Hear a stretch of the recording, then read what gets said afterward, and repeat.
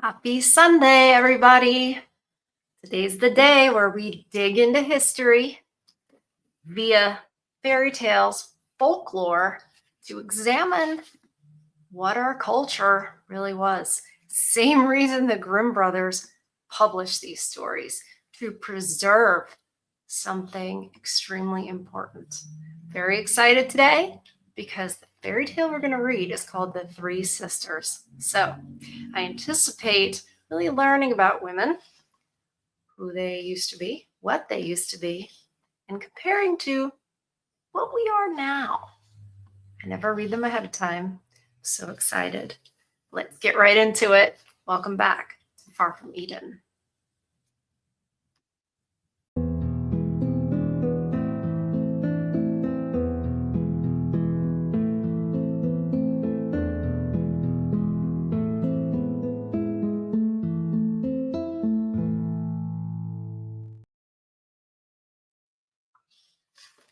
Happy that the bribery worked again for little Miss Lola. She's actually started to learn, because when I was getting set up to start recording, she jumped on the couch all by herself, because bribery works. And of course, I forgot. So I got up and I threw some treats on the couch so you guys could see her. But as requested, the pup cam is coming along with extra plugs so I can get it set up. So, as soon as Amazon gets here, hopefully by next week when we get started up again on Thursday. So I'm very excited. You guys I don't think you'll pay attention to me anymore at all. I think you'll just be watching Lola, which is fine with me. That's what I do most of the time anyways. She's quite cute and entertaining. And I love that you guys love her. So for whatever reason, so we're skipping over, we may come back to it if we have time. The Three Sisters is very long. It's very long. I wonder if I should go get my glasses. We'll see. Y'all know I don't like wearing them. So we're skipping over the blacksmith and the devil to read the Three Sisters. If there's time, we will read the blacksmith and the devil. We'll see. I'm gonna pace myself, because I sit here and read this stuff to you guys all day. It's so fascinating.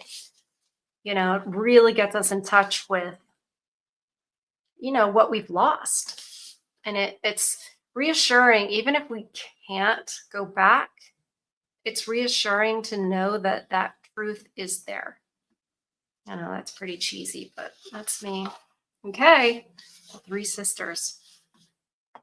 Once upon a time, there was a rich king who was so rich that he believed his wealth would last forever. Sounds like a boomer. Therefore, he wallowed in luxury and gambled on a golden board with silver dice. All this continued for some time until he squandered his wealth and was forced to mortgage his cities and castles one after the other. Right away, we have a lesson. Don't do that. Your wealth won't last forever. You can't take it with you when you go. Your fortune is in heaven. This king obviously didn't know that. So if you ever think that it doesn't hold men accountable, it certainly does. But it treats men and women very differently, which, is kind of foreign to us in this. Well, men get the preferential treatment nowadays. However, this whole idea that we're equal and everything should be egalitarian, it's a foreign concept in these stories. It's refreshing. Finally, nothing was left except an old castle in the forest. He moved there with his queen and 3 daughters, and their lives were miserable.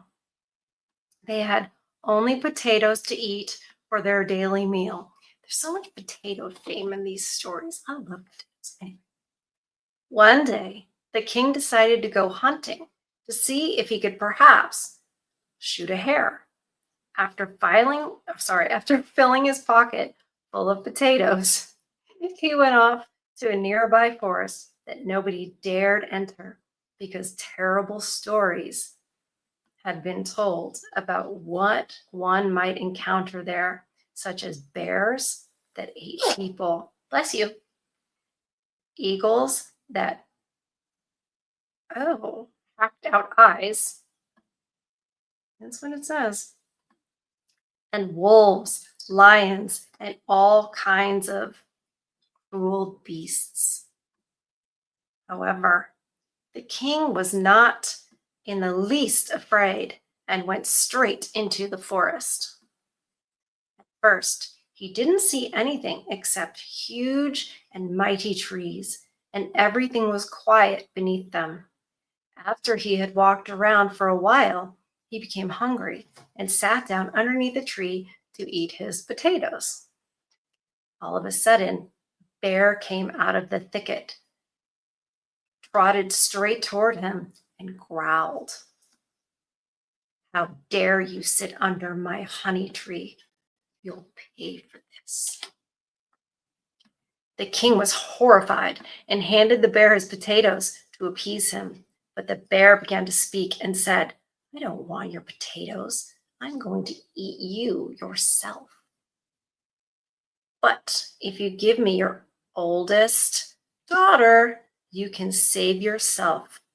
If you do this, I'll give you 100 pounds of gold in the bargain." Will he sacrifice his daughter?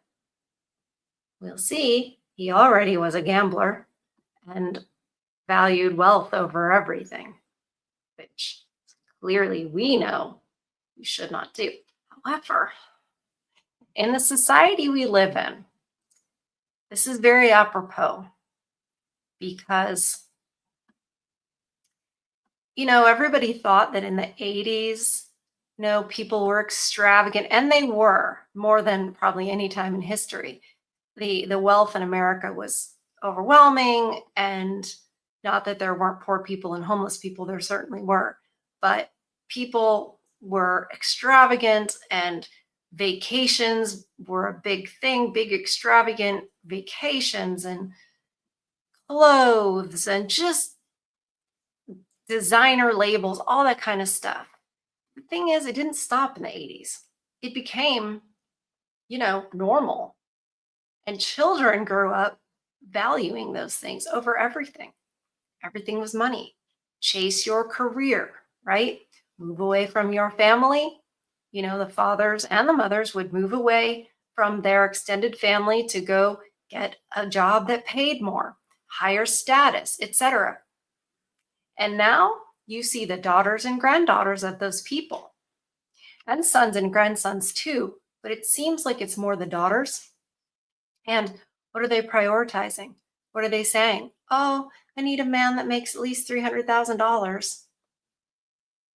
Why? So you can be spoiled and have luxury, luxurious cars, vacations, clothes." And it's empty.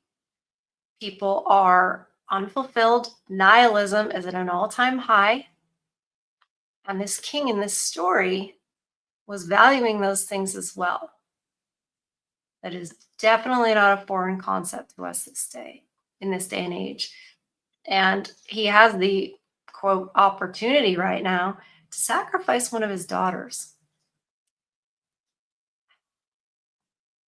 We have this thing that is legal and sometimes celebrated in our society now. I'm going to call it schmishmortion. And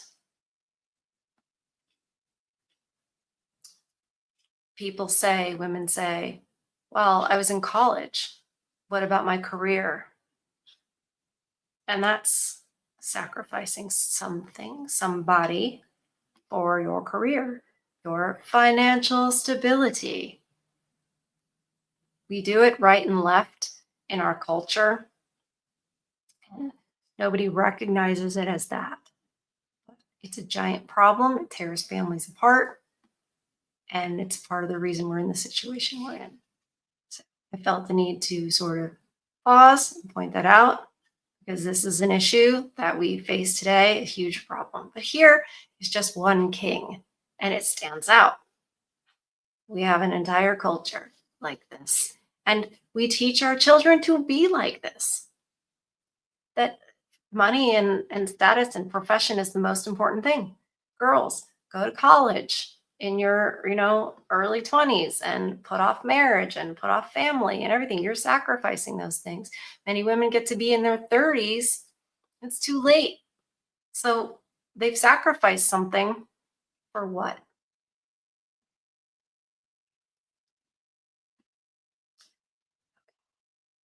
So he'd give him 100 pounds of gold. Since the king was afraid of being eaten, he said, "You shall have her. Just let me go in peace." The bear showed him the way out of the forest and growled after him. In a week, in a week's time, I'll come and fetch my bride. Bear in the forest.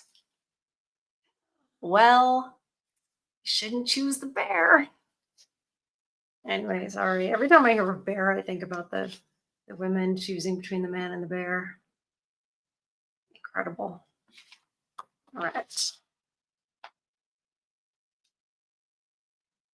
As he went home, the king felt more at ease and was convinced that the bear would not be able to crawl through a keyhole. So from then on, everything at the castle was to be shut tight. He ordered all the gates to be locked, his drawbridges to be lifted, and told his daughter not to worry.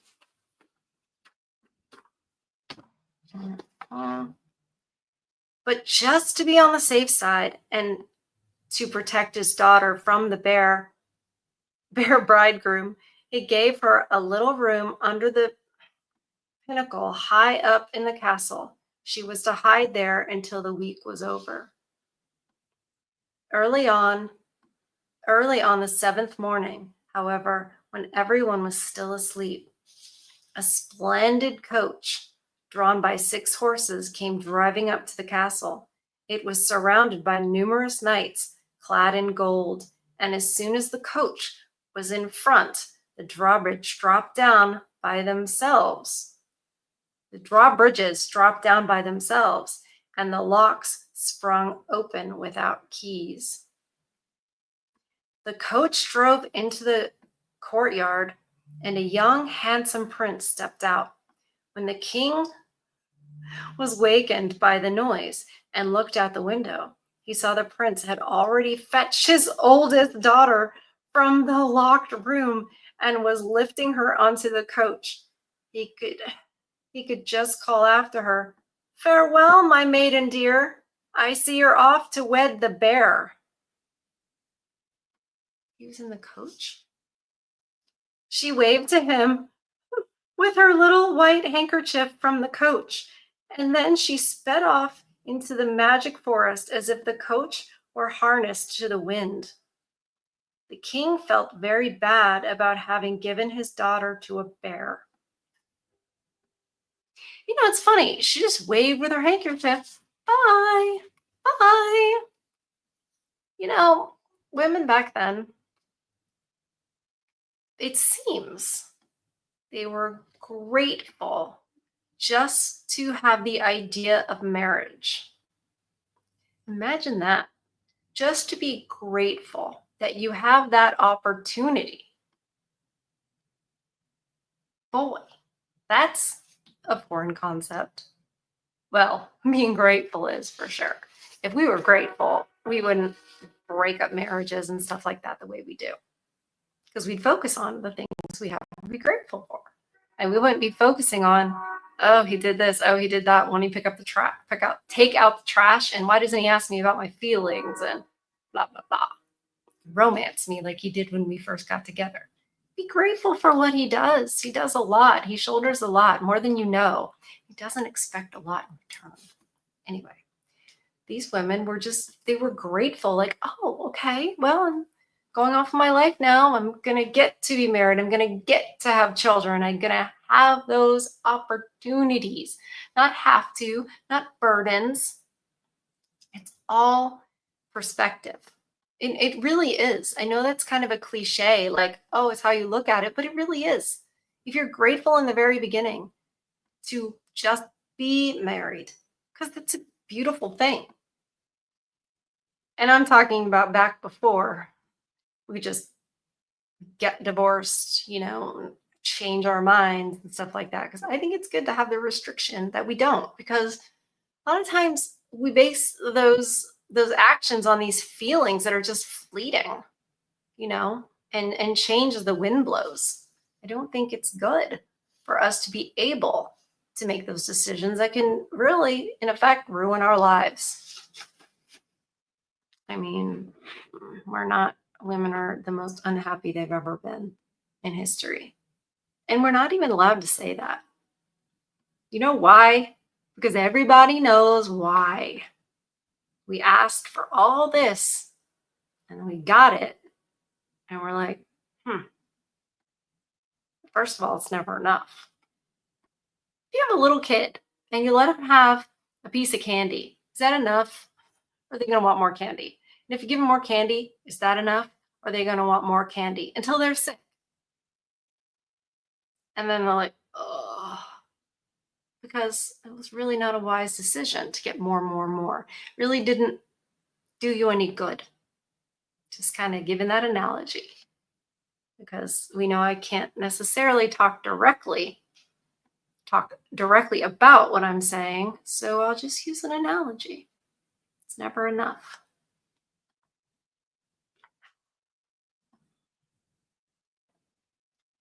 So he felt very bad about giving his daughter to a bear.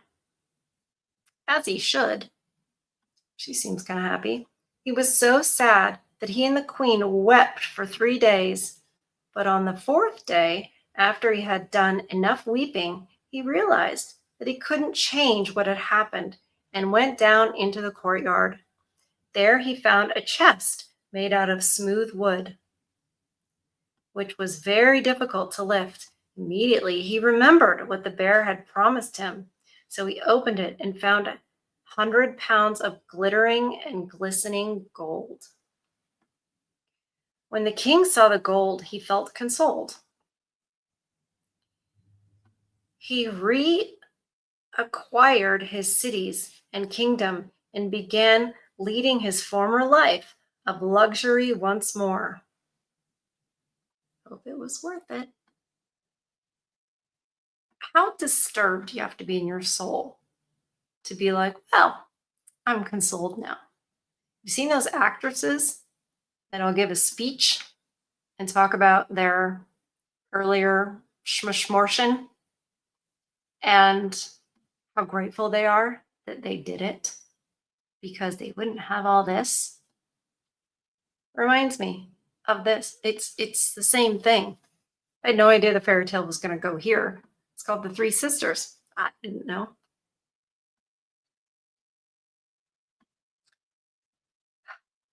Soon after, he was obliged to mortgage everything all over again, and he retreated to his castle in the forest and had nothing to eat but potatoes. Yet the king still had a falcon, and one day the king took it hunting with him and went out into the field to get something better to eat. The falcon soared high into the sky and flew in the direction of the dark magic forest, which the king no longer dared enter. Right after the falcon flew into the woods, an eagle shot out and pursued the falcon, which returned to the king, who tried to fend off the eagle with his spear. But the eagle grabbed the spear and broke it like a reed. Then the eagle crushed the falcon with one claw and dug into the king's shoulder with the other. Why have you disturbed my kingdom in the sky? The eagle cried out. Either you give me your second daughter for my wife, or you shall die. All right, the king said, you shall have my second daughter, but what will you give me for her? 200 pounds of gold, the eagle said. In seven weeks, I'll come to fetch her. Then the eagle let him go and flew off into the forest. The king felt bad about having also sold his second daughter to a wild beast and didn't dare tell her anything about it. 6 weeks passed, and in the seventh, the princess went out one day on the lawn in front of the castle to water the linseed. All at once, a splendid parade of handsome knights came riding up, and at their head was the handsomest knight of all, who dismounted and cried out, "Up you go, my maiden dear. Come wed the eagle. No need to fear." And before she could answer him, he had already lifted her onto his horse and raced off with her into the forest, flying like a bird. Farewell, farewell. The king and queen waited a long time for the princess to come back to the castle, but no matter how long they waited, she didn't return. Then the king finally revealed that he had promised her to an eagle when he had once been in trouble, and the eagle must have fetched her.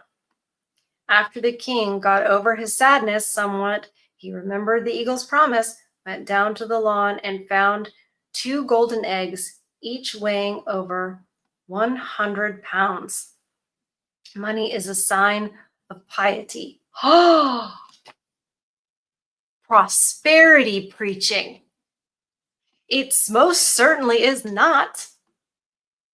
No, it's not. Well, if I'm a good person, I'll be rich. Well, if I'm a good person, only good things will happen to me. Since I got this money, must mean I'm a good person. Absolutely not.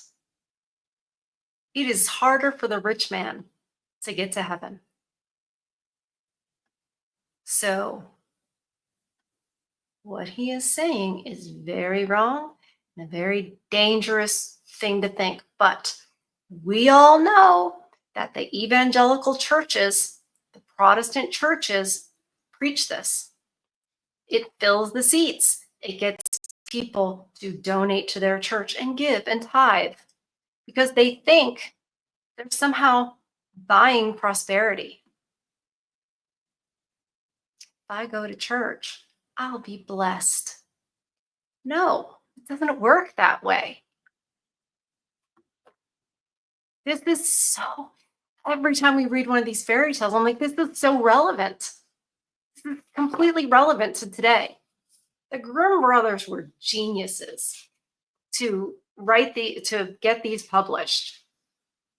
It's such a warning. Oh, they're all warnings.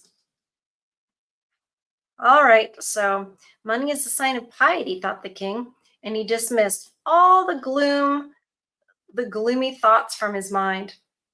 He resumed his merrymaking once more and lived luxuriously until he ran through the 200 pounds of gold. Then the king returned to the castle in the forest, and the last of the potatoes had to boil. Excuse me, I'm getting too excited. And the last of the princesses had to boil the potatoes. The king didn't want to hunt any more hares in the forest or any more birds in the sky, but he did desire to eat some fish. So the princess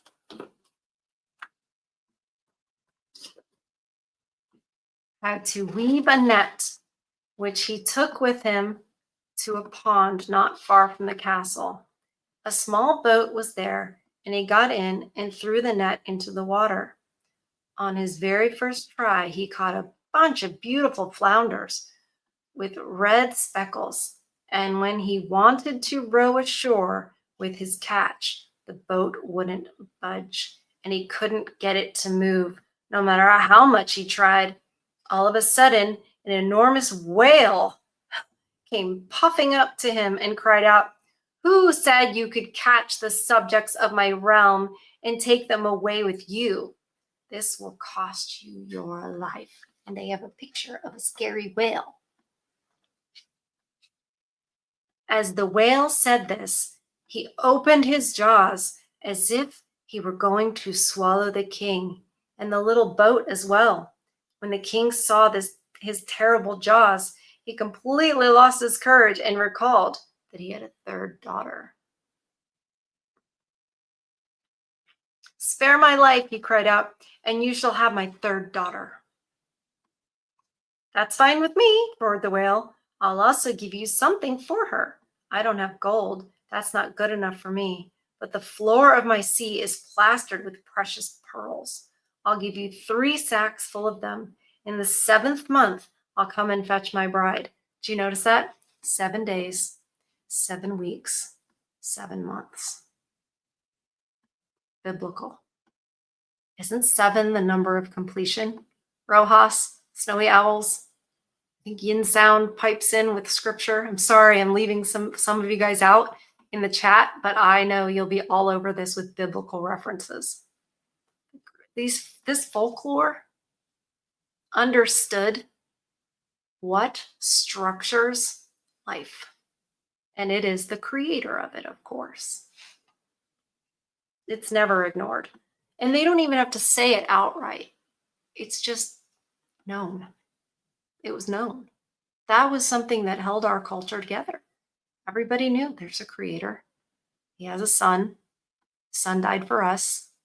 It was just like, of course. It was like the sky's blue, water's wet. God. I mean, it wasn't like, oh, I believe or I don't believe or I believe this other thing over here. We had a cohesive culture. And this was, of course, Germany, but it's the same. It's the same. And I'm not saying any other culture is bad or this or that or the other. You're allowed to have your culture. You're allowed to have your nation. You're allowed to have, commonalities. It doesn't mean you're hateful or bad or any of those things. It really doesn't.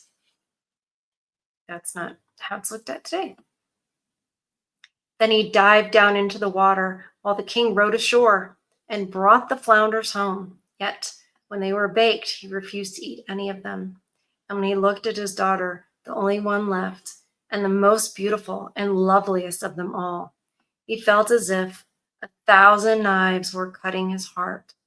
6 months passed, and the queen and princess didn't know what was wrong with the king. For he didn't smile once all that time. In the 7th month, the princess was in the courtyard in front of a man-made well and drew a glass of water. Suddenly, a coach with its white horses and men clad entirely in silver, excuse me, came driving up. A prince stepped out of the coach, and he was more handsome than any other prince she had ever seen in her life. He asked for a glass of water, and when she handed it to him, he embraced her and lifted her into the coach. Then they drove back through the gate over the field toward the pond. Farewell, you maiden dear. You're bound to wed the whale down there. All right. The queen stood at the window and watched the coach as it moved off in the distance. When she was unable to find her daughter, her heart... I told you it was a long one. Her heart was saddened, and she called her and looked for her everywhere. But the daughter was nowhere to be seen or heard. When the queen was certain the princess could not be found, she began to weep.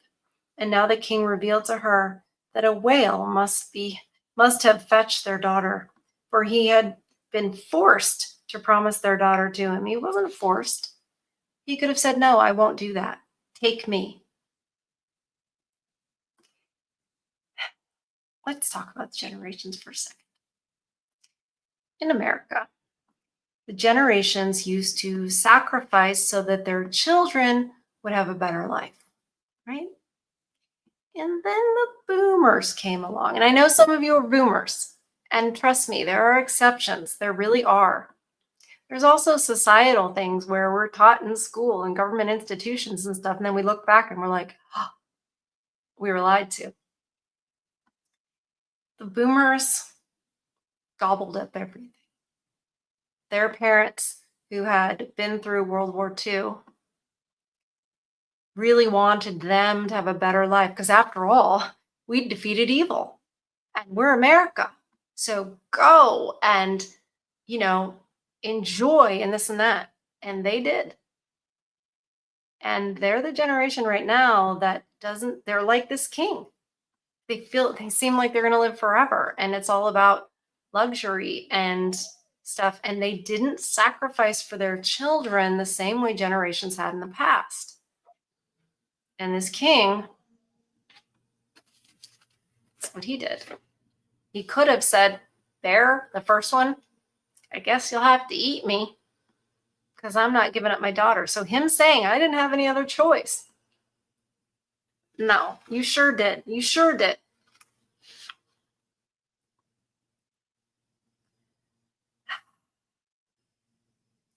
All right. Okay. All right, I lose my spot. You guys know that because I get excited. It's their daughter, and he didn't have a choice. I really did get lost here. Well, heck. Oh. Oh my gosh, you guys. When the queen was certain the princess could not be found, she began to weep, and now the king revealed to her that a whale must have fetched their daughter, for he had been forced to promise their daughter to him. Indeed, that was the reason he had been so sad. The king wanted to comfort his wife and told her about the great treasure they would now get for the princess. However, the queen didn't want to hear anything about it and said her only child was more dear to her than all the treasure of the world. I wish she'd had that attitude with the first daughter. During the time that the whale prince had carried off the princess, his servants had carried 3 tremendous sacks into the castle, which the king found at the door. When he opened them, he found they were full of big, beautiful, and precious pearls, just as large as the fattest peas imaginable. All of a sudden, he was rich again, and richer than he had ever been before. He reacquired his cities and castles, but this time he didn't resume his luxurious way of living. Instead, he became quiet and thrifty. Whenever he thought about what had happened to his 3 dear daughters with the wild beasts, and that perhaps they had already been eaten up, he lost all zest for life. Right, because what does it matter? All the treasures of the world if you don't have what matters. This is what's happening in society. This is where the nihilism comes from. You chase all these outward external things, these empty things like money and status and cars and houses and bigger houses till you're mortgaged up to your eyeballs. For what? At the end of the day, for what? If you don't have what matters. And I think this is where a lot of the depression comes from with people these days, because they don't have families. And they've been chasing all the things that don't matter. And this fairy tale so far seems to be a lesson not to do that. And money does not mean piety. Oh, we're so blessed. Look at all the blessings we have. Easy money is the devil's money. Easy money is the devil's money.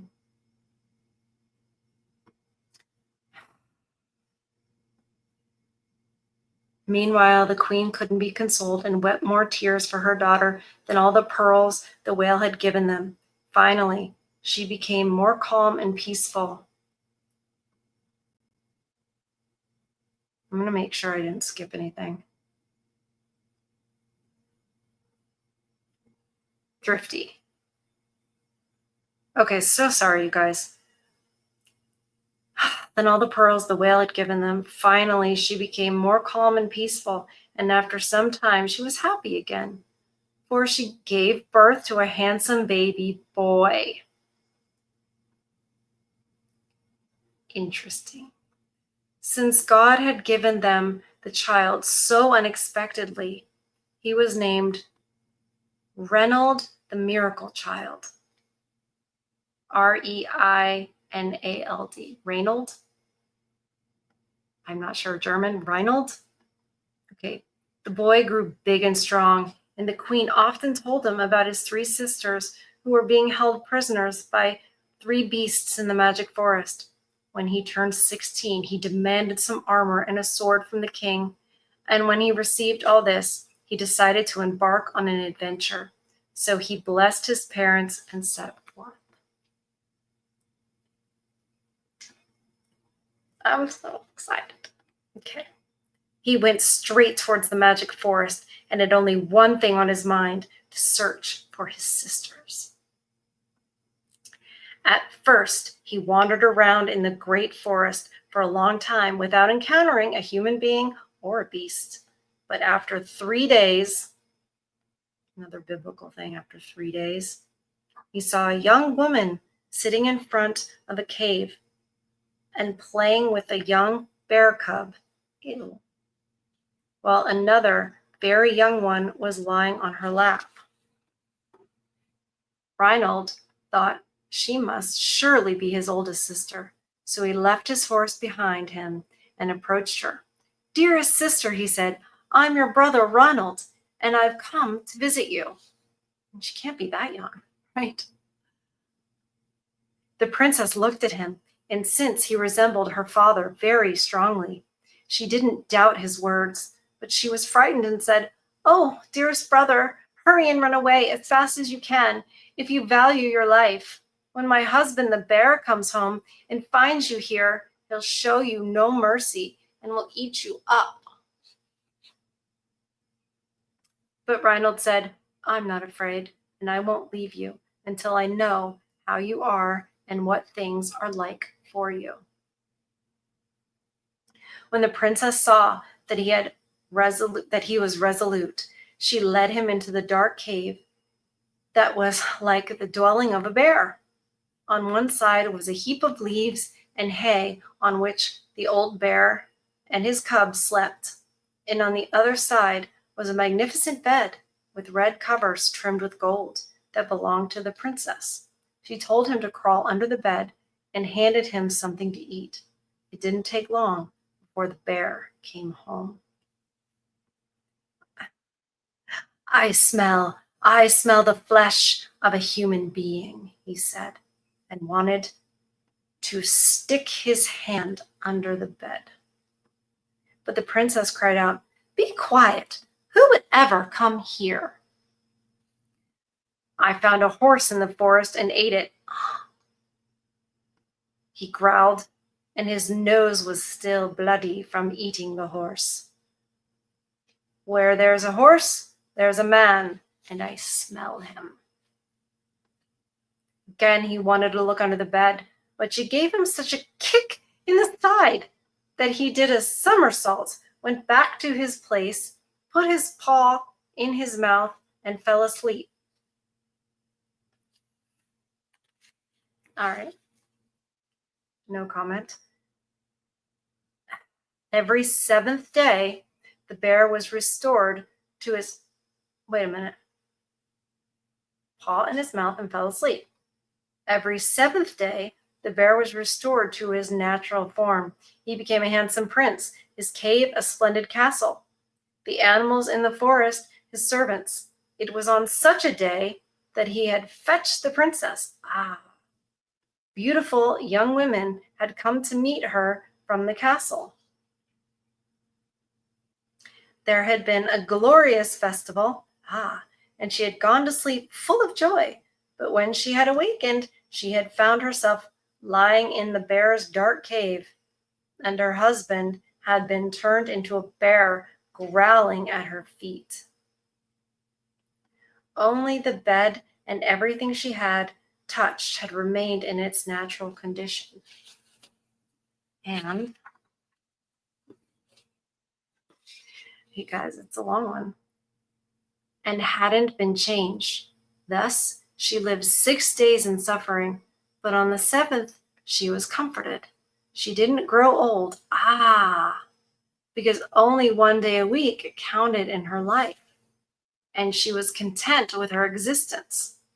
See, women used to be content. She gets 1 day a week.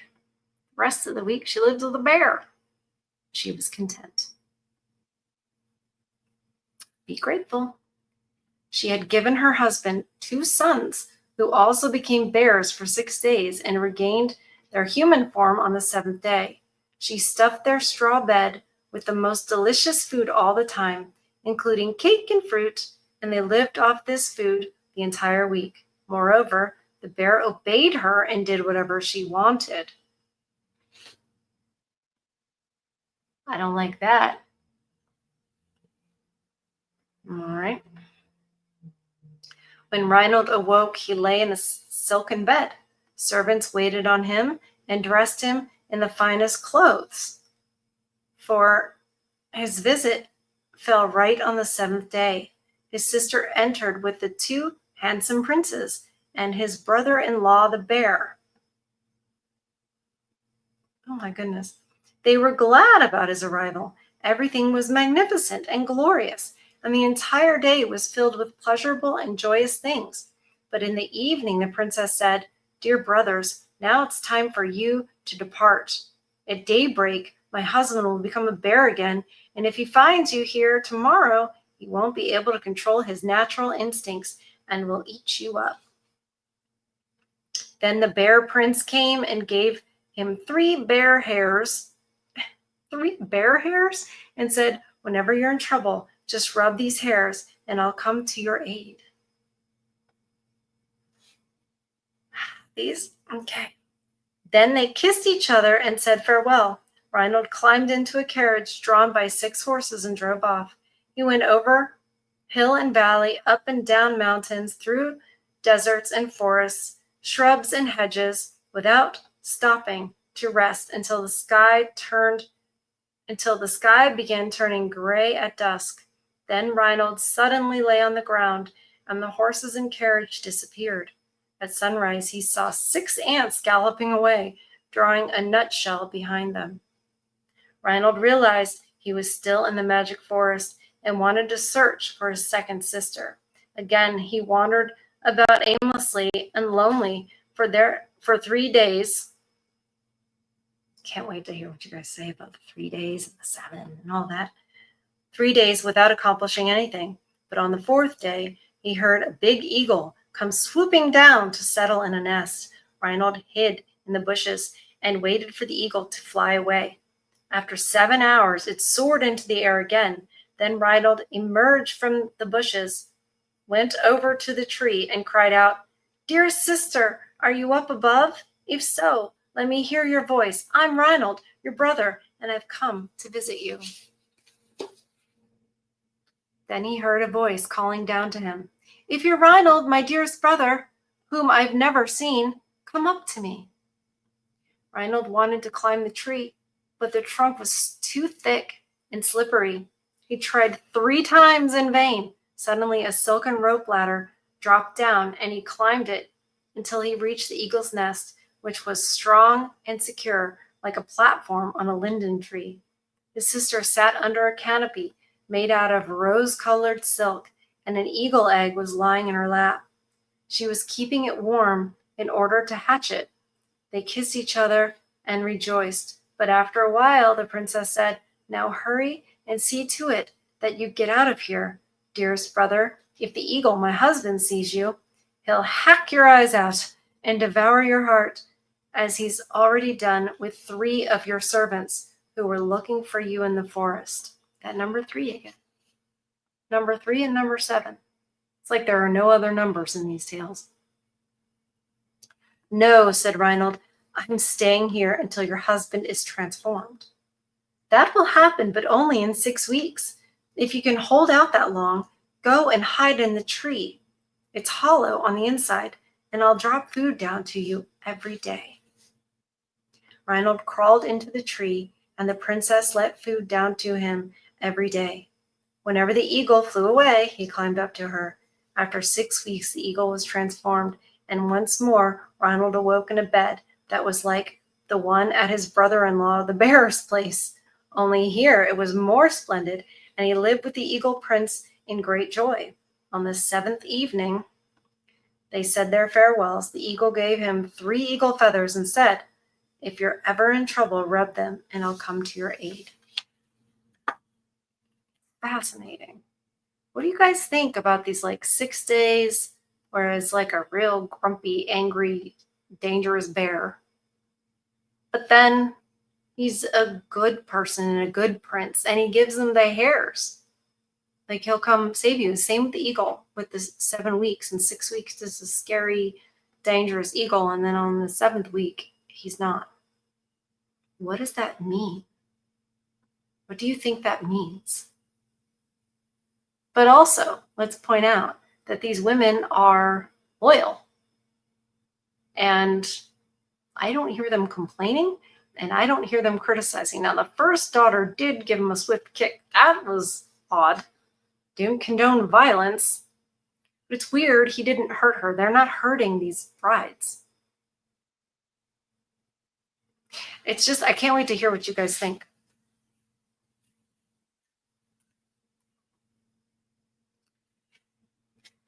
Okay.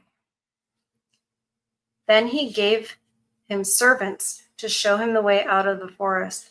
But when morning came, they suddenly disappeared, and Reynold was all alone on top of a high, rocky cliff in a terrible wilderness. He looked around him, and in the distance he saw the reflection of a large lake, which glistened from the sun's rays. He thought of his 3rd sister, who might be there. So he began to climb down the cliff and work his way through the bushes and between the rocks. He needed 3 days to do this, and he often lost sight of the lake, but on the 4th day he succeeded in getting there. Once he was on the lake, he called out, "Dear sister, if you're in the water, let me hear your voice. I'm Reynold, your brother, and I've come to visit you." I mean, women used to be worth it. They were kind, loving, generous, grateful, loyal creatures. And it was inspirational to men. It inspired courage and duty and all kinds of things. But when you don't have women doing that, what is the whole point? And I think you guys kind of feel that. It really makes you jaded and nihilistic about everything. What's the point of anything, right? See what happens with this one. But no one answered, and everything was very quiet. He threw breadcrumbs into the water and said to the fish, "Dear fish, go to my sister and tell her that Reynold, the wonder child, is here and wants to see her." The wonder child. Yeah, because the queen was old and she had this child. That's biblical too. Too old and then you have a child. But the red speckled flounders snapped up the bread and didn't listen to his words. Then he saw a little boat and immediately took off his armor. He kept only his sword in his hand as he jumped into the boat and rowed off. Like rowed, not. Okay. So he rowed off. Of course I did that, and I'm like, where am I? All right. After he had gone a long way, he saw a chimney made of rock crystal jutting out of the water, and there was a pleasant smell rising up from it. Reynold rowed toward it and was convinced that his sister was living down below. So he climbed on top of the chimney and slid down. The princess was greatly startled when she suddenly saw a pair of wriggling legs, followed shortly by a whale man who identified himself as her brother. Oh, sorry, a whole man. Okay, sorry. A whole man who identified himself as her brother. She rejoiced with all of her heart, but then she turned sad and said, "The whale has heard that you've wanted to visit me, and he's declared that if you come while he's a whale, he'll not be able to control his desire to eat you up. Moreover, he'll break my crystal house, and I'll also perish in the flood of water. Can you hide me until the time comes when the magic loses its power?" "Oh no, how can I do that? Don't you see that the walls are all out of crystals and you can see through them?" Nevertheless, she thought and finally remembered the room where the wood was kept. She arranged the wood in such a careful way that nobody could see anything from the outside, and it was there that she hid the Wonder Child. Soon after, the whale came, and the princess trembled like an aspen leaf. Oh, he swam around the crystal house a few times, and when he saw a little piece of Reynold's clothing sticking out of the wood, he beat his tail, snorted ferociously, and if he had seen more, he would surely have destroyed the house. He came once a day and swam around until the magic stopped in the 7th month. Suddenly, Reynold found himself in a castle right in the middle of an island, and the castle surpassed even the splendor of the eagle's castle. Now he lived with his sister and brother-in-law for a whole month in the lap of luxury. When the time was over, the whale gave him 3 scales and said, "When you're in trouble, rub them and I'll come to your aid." The whale brought him to the bank where the armor was still lying on the ground. The Wonder Child moved around in the wilderness for 7 more days, and he slept 7 nights under the open skies. Then he caught sight of a castle with a steel gate that had a mighty lock on it. In front of the gate was a black bull with flashing eyes. It was guarding the entrance, and Reynold attacked it. He gave the bull a powerful blow on its neck, but the neck was made of steel, and the sword broke as if it were glass. He tried to use his lance, but it broke like a piece of straw. Then the bull grabbed him with its horns and threw him into the air so that he got caught in the branches of a tree. In his desperation, Ronald remembered the 3 bear's hairs and rubbed them in his hand. All at once the bear appeared and fought with the bull. He tore the bull to pieces, but a bird came out of the bull's stomach. What? The bird came out of the bull's stomach, flew high into the air, and rushed off. But Reynold rubbed the 3 eagle's feathers, and suddenly a mighty eagle came flying through the air and pursued the bird, which flew directly toward a pond. The eagle dived at the bird and mangled it, but Reynold saw the bird drop a golden egg into the water. Now he rubbed the 3 fish scales in his hand, and immediately a whale came swimming up, swallowed the egg, and spat it out onto the shore. Reynold picked it up and cracked it open with a stone. There he found a little key that fit the steel gate. That's a lot. I hope you guys are following. As soon as he just touched the gate with the key, the gate sprang open by itself, and he entered. All the bars and the other doors slid off by themselves, and he went through 7 doors into 7 splendid and brightly lit rooms. In the last room, a maiden was lying asleep on a bed. She was so beautiful that he was completely dazzled by her. He sought to wake her, but it was in vain. Her sleep was so deep that she seemed to be dead. In his rage, he struck a black slate standing next to the bed. At that very moment, the maiden awoke, but fell right back to sleep. Now he took the slate and threw it onto the stone floor so that it shattered into 1,000 pieces. No sooner did this happen than the maiden opened her eyes wide, and the magic spell was broken. She turned out to be the sister of Reynold's 3 brothers-in-law. So she's the sister of the eagle, the bear, and the whale? Land, sea, and sky. All right, so she's their sister.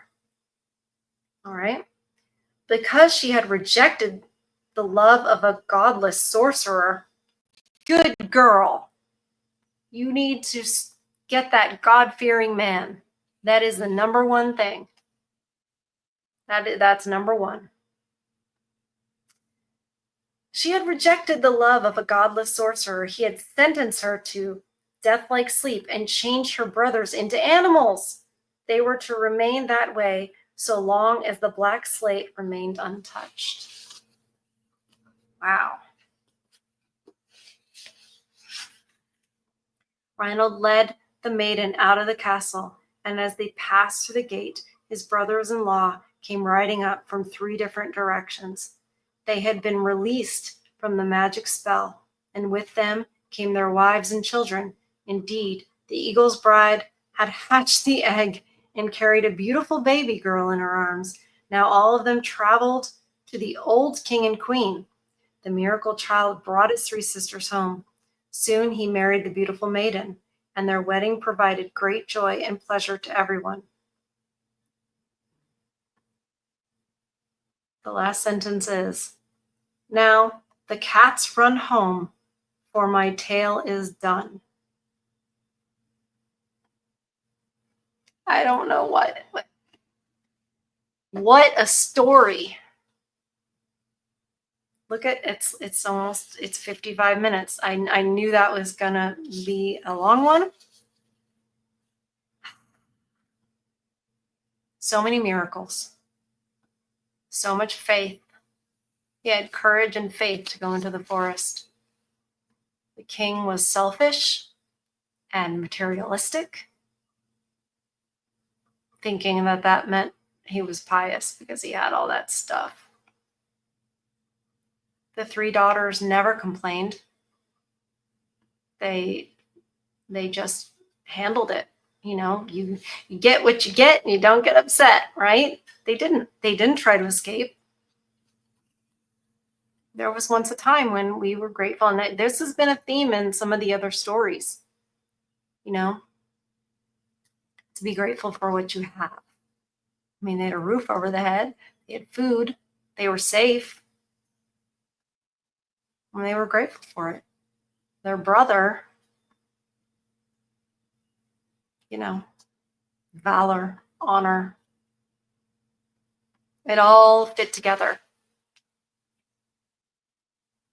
What men were, what women were, fighting against evil.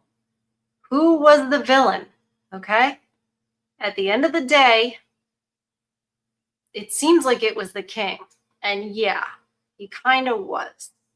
But it was a godless sorcerer that had caused all of this suffering and challenge. And through 7 days and 7 days and 3 days and 3 days and 3 days, the evil was defeated. The evil was defeated. At the end of the day, the evil was defeated. Because truth and God always wins. The sorcerer was godless. What does that mean? The prince was godly. The king thought that money meant piety. Look what was going on with him. He was also one of the kind of sort of bad guys. Evil is real. Easy money is the devil's money. And behind all of these trials and tribulations and the sin of the king, all of this, what's behind it? Godless sorcery. Evil, Satan. At the end of the day, when you, and a lot of people have come to God because of this, because you see the evil in the world and you go, and you chase that down and you ask why, and you get to the source of it and you run the other way. And that doesn't mean church. That doesn't mean the prosperity preachers. It doesn't mean the churches that tell you masculinity shouldn't be what it is, you know, that you should just happy wife, happy life, and just walk down that aisle and sign your life away and sign your finances away if you're a real man. No, that's not what I'm talking about. I'm talking about seeking truth, goodness, and beauty. If you seek those 3 things, you'll find one thing. Magnificent. Hope you guys enjoyed it as much as I did. Can't wait to hear what you guys have to say about it.